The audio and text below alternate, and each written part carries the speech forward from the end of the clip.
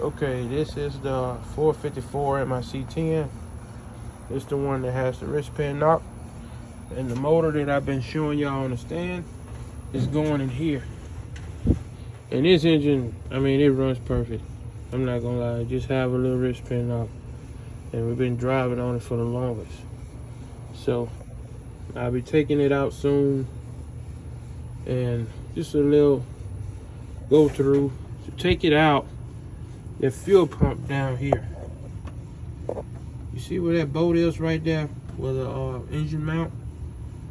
You gotta remove that fuel pump to bag that bolt out. So basically, I'm taking the transmission probably out with it at the same time. So remove your headers right here. Remove that fuel pump. Down here, right there, you're gonna remove your gas line. Unhook your AC compressor here, and unhook your AC compressor lines here, and here. And it's gonna come out basically with the truck. This bottom line is gonna stay in the truck right here. This line is gonna come out with the truck. Come over here, unhook this from your brake booster. And right up in here, you got two lines that hook to your gearbox for your power steering. You unhook those. And you go back there on the distributor. That pink, I don't know what this glare coming from, but that pink and white wire, that reads inside. So you're gonna unhook that wire. The other wire can stay. So the pink one and the white one, unhook that. And you're gonna move this fan shroud and remove the radiator. You got a line, you can remove all these hoses here. 1, 2, bottom hose. You got a hose right here on this side. Okay.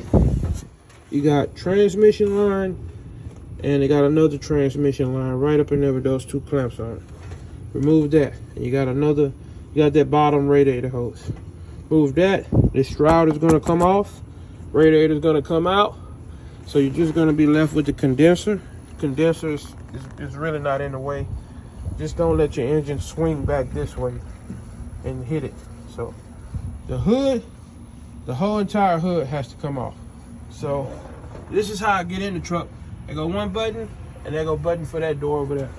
So remove that, and you got your cross member for the transmission. You got your shift cable right here on the side. You're gonna remove that and take it off, and lay it to the side or zip tie it to the back of the booster. And right here, this wire, it's a ground wire that goes, well, not a ground, yeah, it's not a ground, right here. This is the ground, but this one here, you're gonna unplug that and just leave it off to the side over here. It goes to the AC compressor. And basically, that's it. And you don't have to take the fan off and all that stuff off. You just take it up and remove it. Or make sure you unhook your battery. And I forgot about that. Make sure you unhook your battery, your starter wires, or whatever. Just take the starter completely off, and unhook the wire behind the alternator here. And that's it. Engine coming out.